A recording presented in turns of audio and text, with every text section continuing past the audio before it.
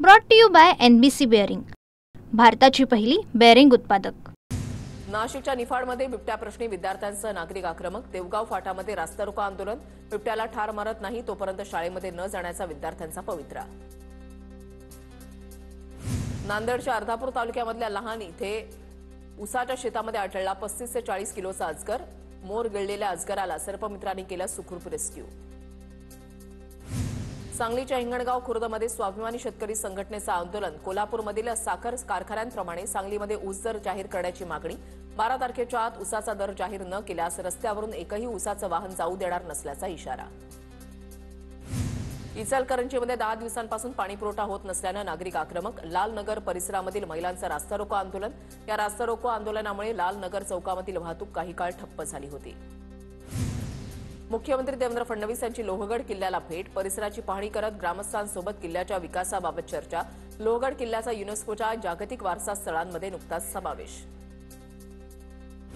मुख्यमंत्री फडणवीस उद्या नाशिक दौऱ्यावर। नाशिकमध्ये 5657 कोटी रुपयांच्या कामांचं भूमिपूजन होणार। शहरातील रस्ते पूलसह रिंग रोडच्या कामांचं उद्घाटन होणार।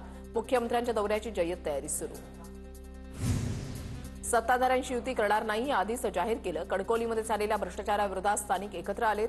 शहर विकास आघाडीवर वैभव नाईक यांची प्रतिक्रिया।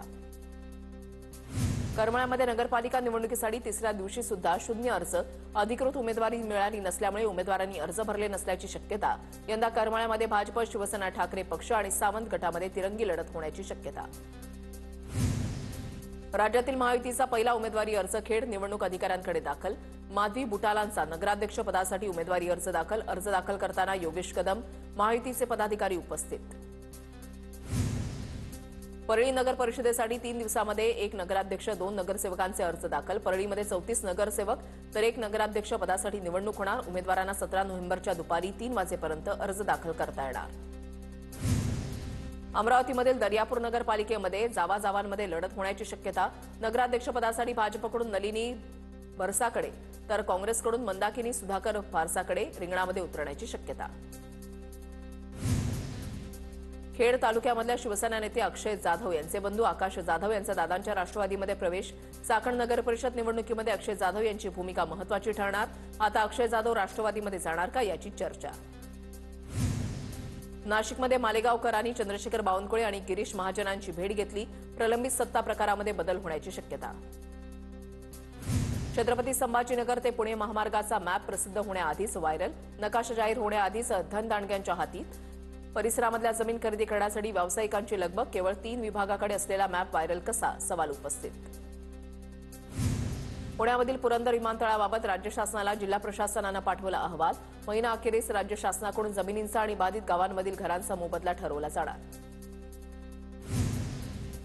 कोल्हापुरातील दौलत सहकारी साखर कारखान्याचा वाद विकोपाला। दौलत कारखाना बंद ठेवण्याचा प्रशासनाचा निर्णय तर कारखाना सुरू करण्यावरून भाजप आणि राष्ट्रवादीमध्ये अंतर्गत धुसफूस। आमदार शिवाजी पाटलांनी मुख्यमंत्री फडणवीसांची भेट घेतली। साताऱ्याच्या फलटणमधील जिंती गावामध्ये जितोबा काळभैरव जन्मोत्सव सोहळा संपन्न। जितोबा मंदिरात हजारो पणत्या लावून दीपोत्सव साजरा। ड्रोनच्या माध्यमातून टिपली दृश्य। हिवाळा सुरू झाल्यानं पंढरपुरातील विठ्ठलाला उबदार कपड्याचा पोशाख, देवासाठी उबदार रजई, शाल आणि रेशमी मुंडासे समावेश। पुणे शहरामध्ये थंडी आणखी वाढणार। 2 दिवस तापमानामध्ये घट होणार। काल शहरामध्ये 13.5 अंश सेल्सिअस तापमानाची नोंद। नाशिकच्या गोदावरी घाटावर दाट धुक्याची चादर पसरली आहे। नाशिकात थंडीचा कडाका आणखी वाढणार, हवामान विभागाचा अंदाज। कोल्हापुरातील खासबाग मैदान दुरुस्तीसाठी पैलवानांच्या आंदोलनानंतर प्रशासनाला जाग। महापालिकेकडून खासबाग मैदानातील स्वच्छतेला सुरुवात। शुक्रवारपासून पैलवानांना खासबाग मैदानामध्ये सराव करता येणार। यवतमाळ जिल्हा बँकेच्या 133 पदांच्या भरती प्रक्रियेला अखेर स्थगिती। मुंबई हायकोर्टाच्या नागपूर खंडपीठाचे निर्देश। धाराशिवच्या जिल्हा मध्यवर्ती बँकेचे संचालक मंडळ बरखास्त। गैरव्यवहार आणि बँकेला वाचवण्यात अपयशी ठरल्याचा ठपका। 29 कोटींच्या घोटाळ्यांचा संचालक मंडळावर ठपका। राज्य मंत्रिमंडळाची कारवाई। यवतमाळच्या एसटीच्या विभाग नियंत्रक कार्यालयावर एसटीच्या महिला कर्मचाऱ्यांची धडक। दारवा आगारामधील व्यवस्थापकानं हेतुपुरस्पर त्रास देत असल्याची तक्रार। मात्र तक्रारीकडे 5 महिन्यांपासून दुर्लक्ष केल्याचा महिलांचा आरोप। कोल्हापूरच्या केशवराव भोसले नाट्यगृहाभोवती अतिक्रमणाचा विळखा। पालिकेकडून अतिक्रमण काढण्याची मोहीम सुरू। नाट्यगृह परिसर सुशोभीकरण केलं जाणार।